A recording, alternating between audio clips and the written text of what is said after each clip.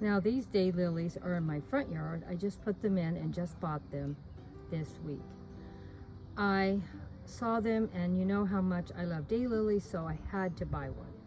Hope you are seeing how beautiful this daylily is. It's a little different, unusual, but I did buy this at Lowe's, but I'm gonna probably start buying every year at least 3 or 5 new daylilies online until I stop working, because I do love them. Hang on, let me go yell at my dog, Mr. Buddy. He looks like he's getting into trouble. Buddy's now next to me, so he will behave.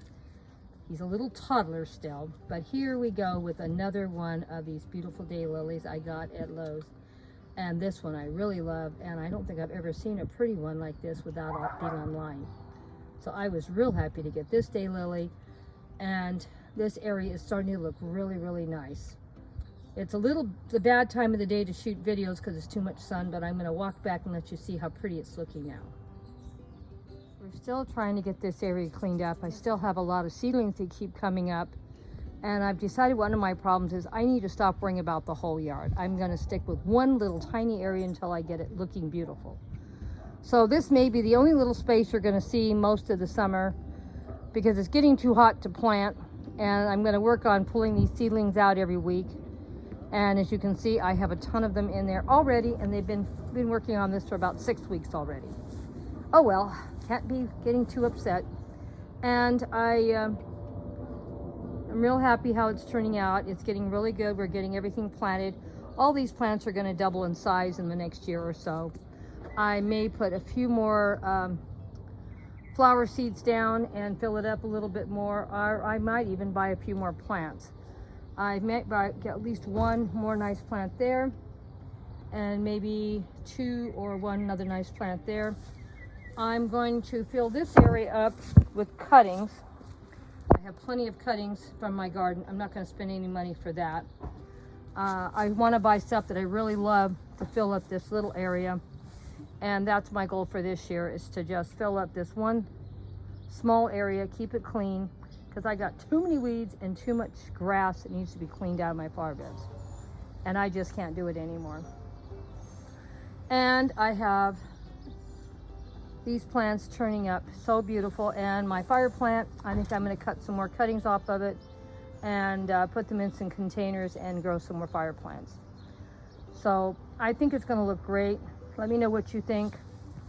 At least we'll have one little tiny corner of the yard that I can come and photograph without showing a big mess. So we're going to shoot from here over to here in the front yard, and I'm re-cleaning and redoing the backyard where the fairies go, and we'll be working on that area probably all summer also, and it'll be in the shade.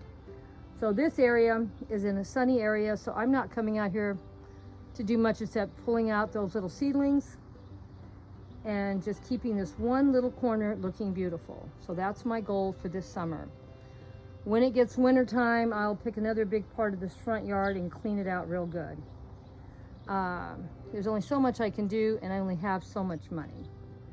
But one good thing about my garden, there's a lot of things that come back every year. Like the daylilies will look totally like dieback, so I probably need to get something that'll look green all year in there. But the daylilies will be up all summer until fall,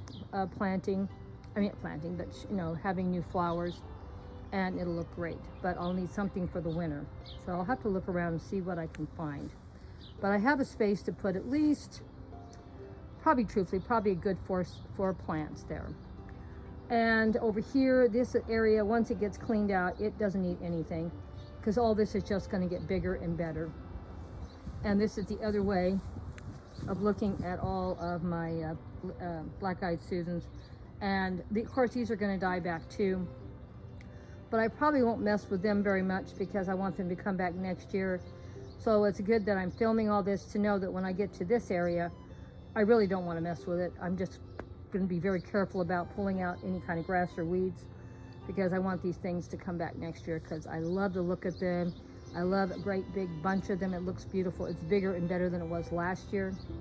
And I also have, I don't know if I have 1 in here or 2, but I do have 2 goldenberries, 1 there and 1 there. Now it could be all one plant because those things get massive. So once I clean out the weeds from this area, the black-eyed Susans and the goldenberries will totally fill this area up. They don't need anything else.